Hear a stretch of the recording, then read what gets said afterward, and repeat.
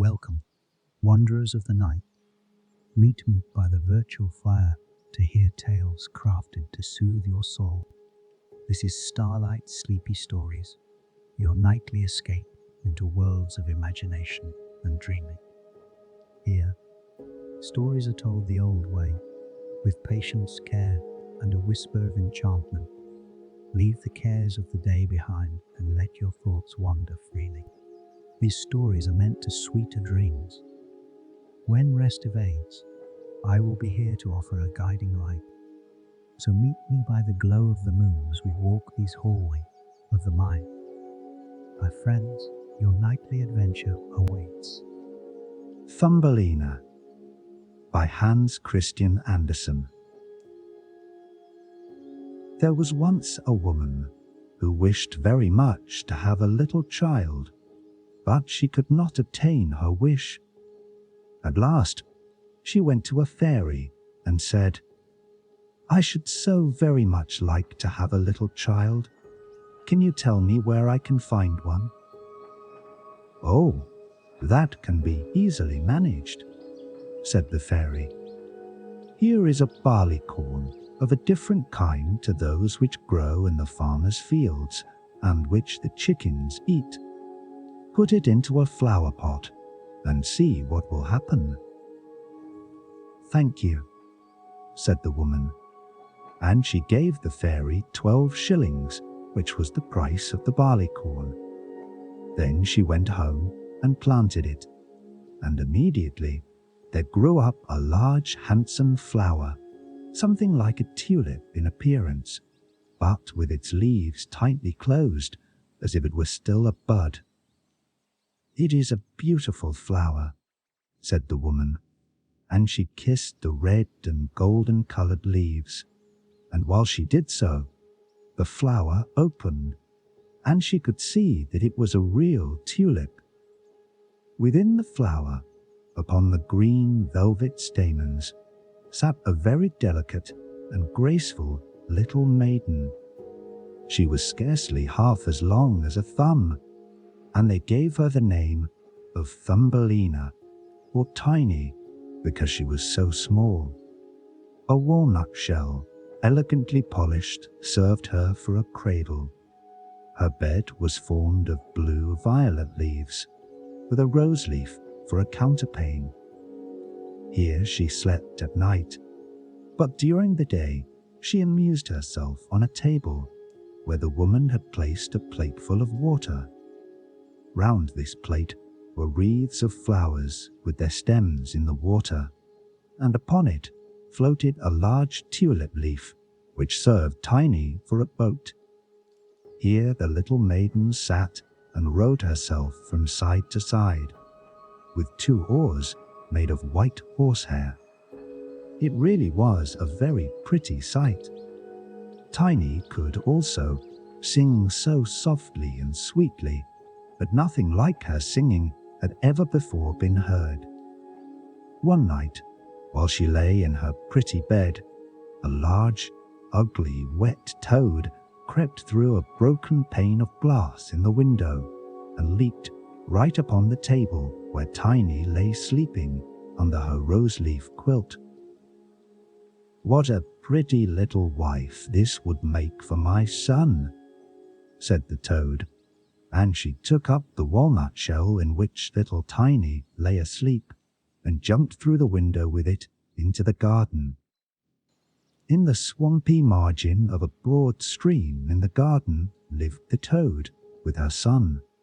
He was uglier even than his mother, and when he saw the pretty little maiden in her elegant bed, he could only cry, "Croak, croak, croak." "Don't speak so loud, or she will wake," said the toad, "and then she might run away, for she is as light as swan's down. We will place her on one of the water lily leaves out in the stream. It will be like an island to her, she is so light and small, and then she cannot escape. And while she is away, we will make haste and prepare the stateroom under the marsh in which you are to live when you are married." Far out in the stream grew a number of water lilies with broad green leaves, which seemed to float on the top of the water. The largest of these leaves appeared farther off than the rest, and the old toad swam out to it with the walnut shell, in which little Tiny lay still asleep. The tiny little creature woke very early in the morning and began to cry bitterly when she found where she was, for she could see nothing but water on every side of the large green leaf, and no way of reaching the land. Meanwhile, the old toad was very busy under the marsh, decking her room with rushes and wild yellow flowers to make it look pretty for her new daughter-in-law. Then she swam out with her ugly son to the leaf on which she had placed poor little Tiny. She wanted to fetch the pretty bed, that she might put it in the bridal chamber to be ready for her. The old toad bowed low to her in the water and said, "Here is my son. He will be your husband, and you will live happily in the marsh by the stream." Croak, croak, croak was all her son could say for himself. So the toad took up the elegant little bed and swam away with it, leaving Tiny all alone on the green leaf, where she sat and wept. She could not bear to think of living with the old toad and having her ugly son for a husband. The little fishes who swam about in the water beneath had seen the toad and heard what she said, so they lifted their heads above the water to look at the little maiden. As soon as they caught sight of her, they saw she was very pretty, and it made them very sorry to think that she must go and live with the ugly toads. No, it must never be. So they assembled together in the water round the green stalk which held the leaf on which the little maiden stood, and gnawed it away at the root with their teeth. Then the leaf floated down the stream, carrying Tiny far away out of reach of land.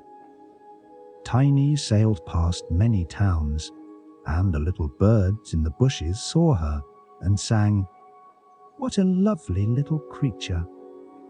So the leaf swam away with her farther and farther, till it brought her to other lands.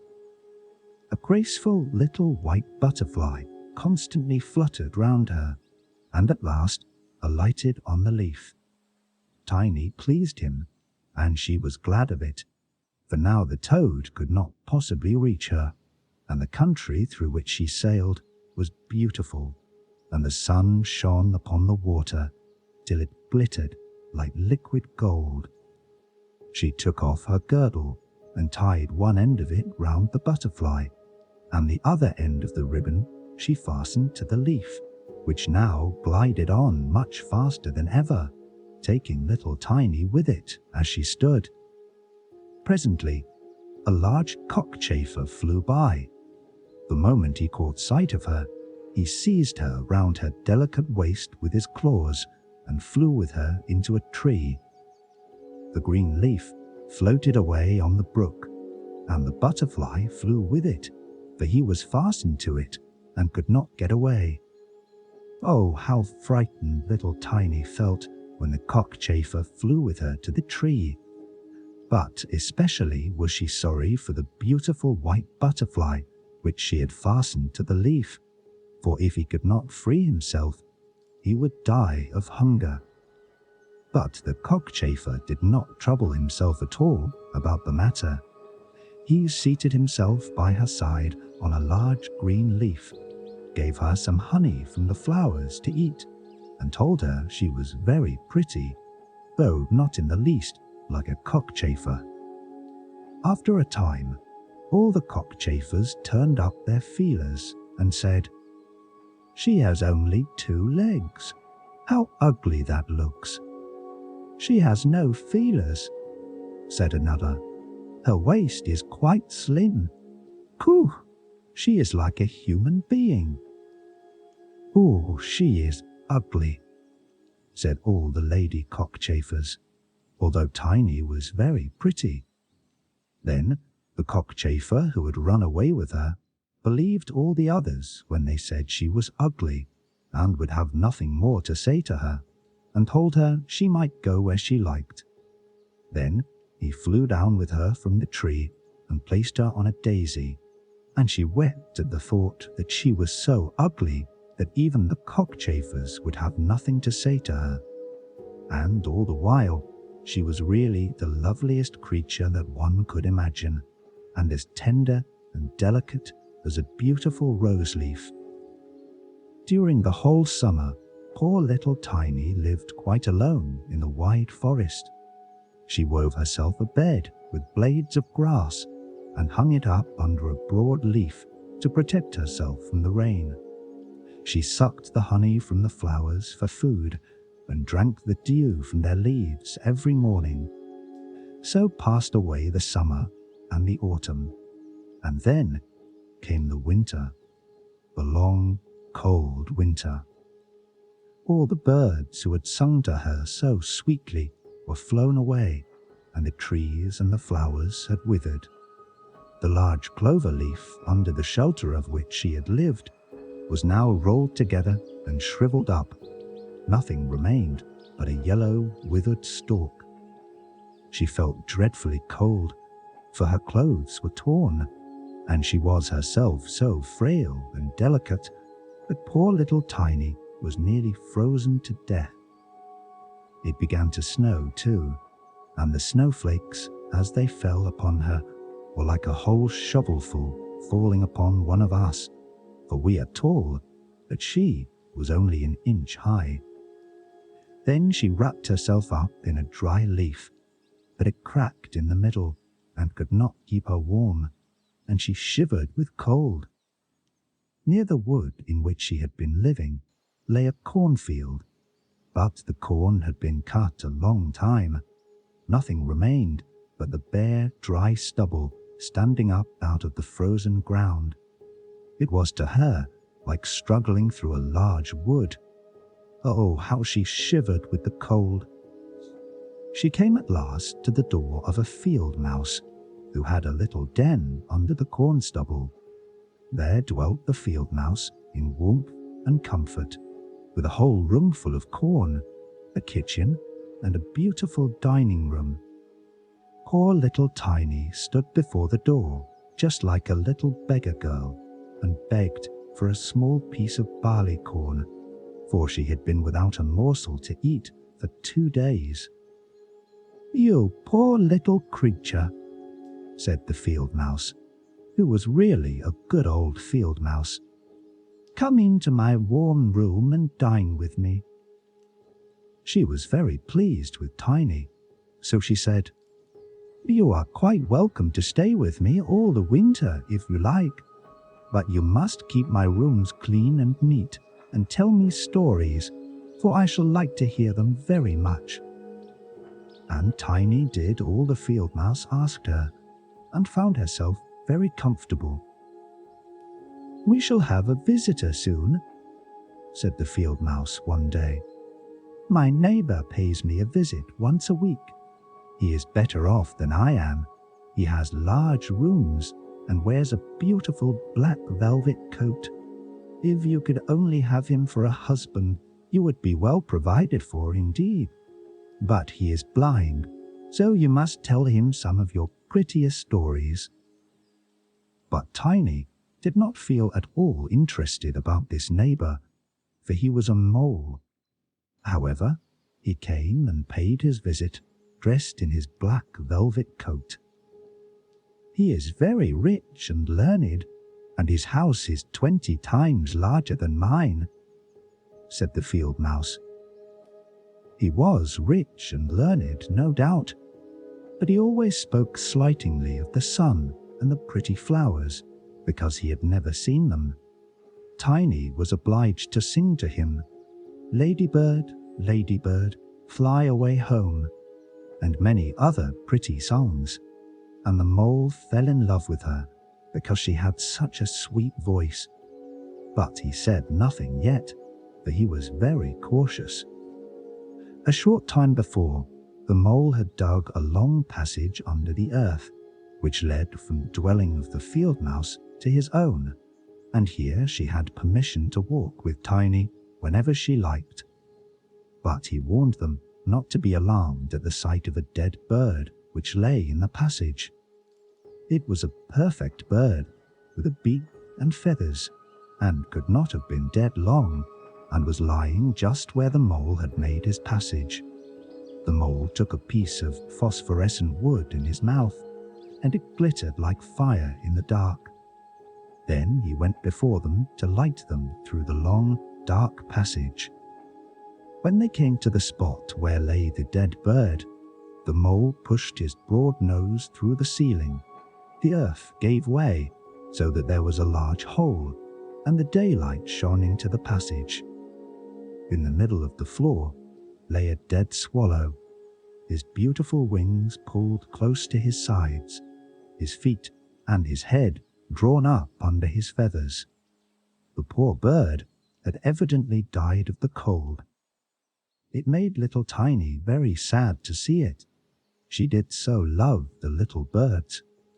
All the summer they had sung and twittered for her so beautifully. But the mole pushed it aside with his crooked legs and said, "He will sing no more now. How miserable it must be to be born a little bird. I am thankful that none of my children will ever be birds, for they can do nothing but cry, tweet, tweet, and always die of hunger in the winter." "Yes, you may well say that as a clever man," exclaimed the field mouse. "What is the use of his twittering, for when winter comes he must either starve or be frozen to death. Still, birds are very high bred." Tiny said nothing, but when the two others had turned their backs on the bird, she stooped down and stroked aside the soft feathers which covered the head, and kissed the closed eyelids. "Perhaps this was the one who sang to me so sweetly in the summer," she said. "And how much pleasure it gave me, you dear, pretty bird." The mole now stopped up the hole through which the daylight shone, and then accompanied the lady home. But during the night, Tiny could not sleep. So she got out of bed and wove a large, beautiful carpet of hay. Then she carried it to the dead bird and spread it over him, with some down from the flowers which she had found in the field mouse's room. It was as soft as wool, and she spread some of it on each side of the bird, so that he might lie warmly in the cold earth. "Farewell, you pretty little bird," said she. "Farewell. Thank you for your delightful singing during the summer, when all the trees were green and the warm sun shone upon us." Then she laid her head on the bird's breast, but she was alarmed immediately, for it seemed as if something inside the bird went thump, thump.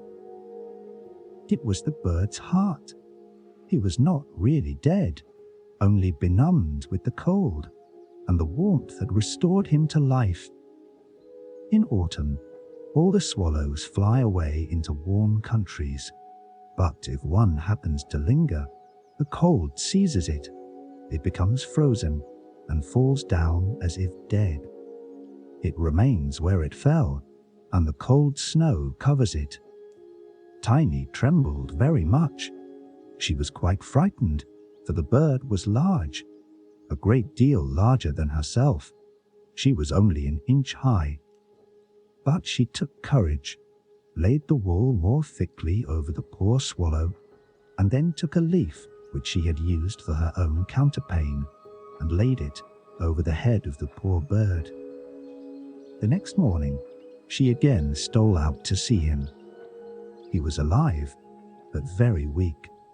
He could only open his eyes for a moment to look at Tiny, who stood by, holding a piece of decayed wood in her hand, for she had no other lantern. "Thank you, pretty little maiden," said the sick swallow. "I have been so nicely warmed that I shall soon regain my strength and be able to fly about again in the warm sunshine." "Oh," said she, "it is cold out of doors now. It snows and freezes. Stay in your warm bed. I will take care of you." Then she brought the swallow some water in a flower leaf, and after he had drank, he told her that he had wounded one of his wings in a thorn bush and could not fly as fast as the others, who were soon far away on their journey to warm countries. Then at last he had fallen to the earth and could remember no more, nor how he came to be where she had found him. The whole winter the swallow remained underground, and Tiny nursed him with care and love. Neither the mole nor the field mouse knew anything about it, for they did not like swallows. Very soon the springtime came, and the sun warmed the earth. Then the swallow bade farewell to Tiny, and she opened the hole in the ceiling which the mole had made. The sun shone in upon them so beautifully that the swallow asked her if she would go with him. She could sit on his back, he said, and he would fly away with her into the green woods. But Tiny knew it would make the field mouse very grieved if she left her in that manner, so she said, "No, I cannot." "Farewell then, farewell, you good, pretty little maiden," said the swallow, and he flew out into the sunshine. Tiny looked after him, and the tears rose in her eyes. She was very fond of the poor swallow. "Tweet, tweet," sang the bird as he flew out into the green woods, and Tiny felt very sad. She was not allowed to go out into the warm sunshine. The corn which had been sown in the field over the house of the field mouse had grown up high into the air and formed a thick wood to Tiny, who was only an inch in height. "You are going to be married, Tiny," said the field mouse. "My neighbor has asked for you. What good fortune for a poor child like you. Now we will prepare your wedding clothes. They must be both woolen and linen. Nothing must be wanting when you are the mole's wife." Tiny had to turn the spindle, and the field mouse hired 4 spiders who were to weave day and night. Every evening the mole visited her and was continually speaking of the time when the summer would be over. Then he would keep his wedding day with Tiny. But now the heat of the sun was so great that it burned the earth and made it quite hard, like a stone. As soon as the summer was over, the wedding should take place. But Tiny was not at all pleased, for she did not like the tiresome mole. Every morning when the sun rose, and every evening when it went down, she would creep out at the door, and as the wind blew aside the ears of corn so that she could see the blue sky, she thought how beautiful and bright it seemed out there, and wished so much to see her dear swallow again. But he never returned, for by this time he had flown far away into the lovely green forest. When autumn arrived, Tiny had her outfit quite ready, and the field mouse said to her, "In 4 weeks the wedding must take place." Then Tiny wept and said she would not marry the disagreeable mole. "Nonsense," replied the field mouse. "Now don't be obstinate, or I shall bite you with my white teeth. He is a very handsome mole. The queen herself does not wear more beautiful velvets and furs. His kitchen and cellars are quite full. You ought to be very thankful for such good fortune." So the wedding day was fixed, on which the mole was to fetch Tiny away to live with him, deep under the earth, and never again to see the warm sun, because he did not like it. The poor child was very unhappy at the thought of saying farewell to the beautiful sun, and as the field mouse had given her permission to stand at the door, she went to look at it once more. "Farewell, bright sun," she cried, stretching out her arm towards it. And then she walked a short distance from the house, for the corn had been cut, and only the dry stubble remained in the fields. "Farewell, farewell," she repeated, twining her arm round a little red flower that grew just by her side. "Greet the little swallow from me, if you should see him again." Tweet, tweet, sounded over her head suddenly. She looked up, and there was the swallow himself flying close by. As soon as he spied Tiny, he was delighted. And then she told him how unwilling she felt to marry the ugly mole, and to live always beneath the earth, and never to see the bright sun any more. And as she told him, she wept. "Cold winter is coming," said the swallow, "and I am going to fly away into warmer countries. Will you go with me? You can sit on my back and fasten yourself on with your sash. Then we can fly away from the ugly mole and his gloomy rooms, far away, over the mountains, into warmer countries, where the sun shines more brightly than here, where it is always summer, and the flowers bloom in greater beauty. Fly now with me, dear little Tiny. You saved my life when I lay frozen in that dark passage." "Yes, I will go with you," said Tiny, and she seated herself on the bird's back, with her feet on his outstretched wings, and tied her girdle to one of his strongest feathers. Then the swallow rose in the air and flew over forest and over sea, high above the highest mountains covered with eternal snow. Tiny would have been frozen in the cold air, but she crept under the bird's warm feathers, keeping her little head uncovered so that she might admire the beautiful lands over which they passed. At length, they reached the warm countries, where the sun shines brightly and the sky seems so much higher above the earth. Here, on the hedges and by the wayside, grew purple, green, and white grapes. Lemons and oranges hung from trees in the woods, and the air was fragrant with myrtles and orange blossoms.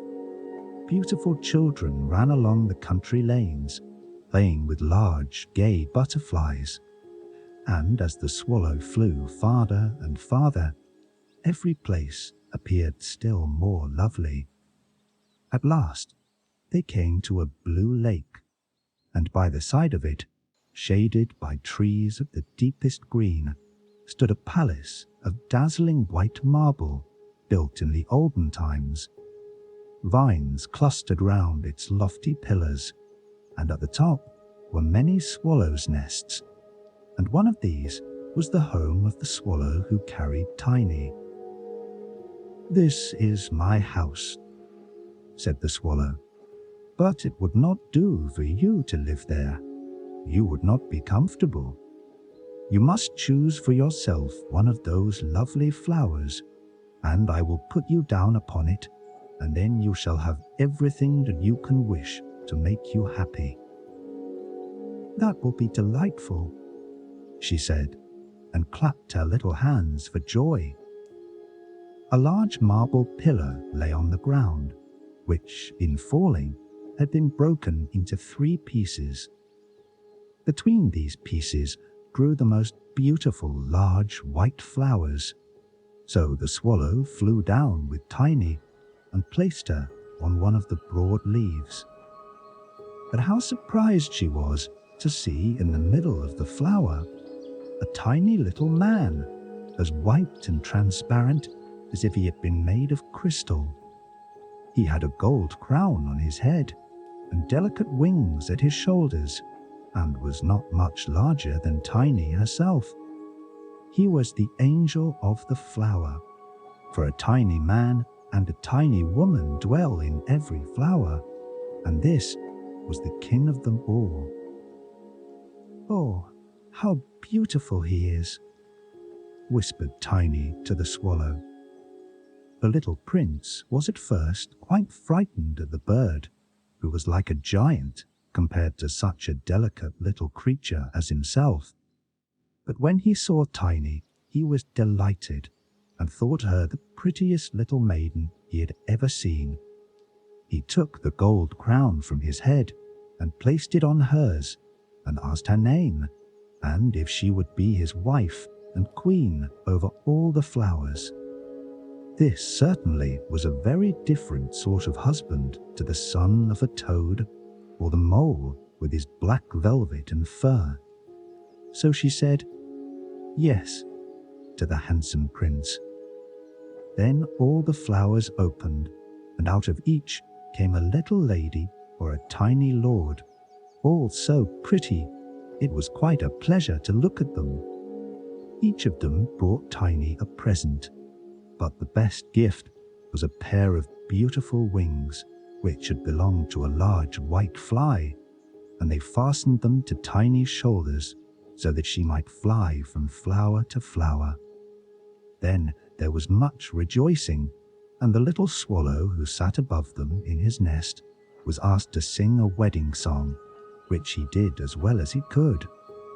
But in his heart he felt sad, for he was very fond of Tiny, and would have liked never to part from her again. "You must not be called Tiny any more," said the spirit of the flowers to her. "It is an ugly name, and you are so very pretty. We will call you Maya." "Farewell, farewell," said the swallow with a heavy heart as he left the warm countries to fly back into Denmark. There he had a nest over the window of a house in which dwelt the writer of fairy tales. The swallow sang, "Tweet, tweet," and from his song came the whole story.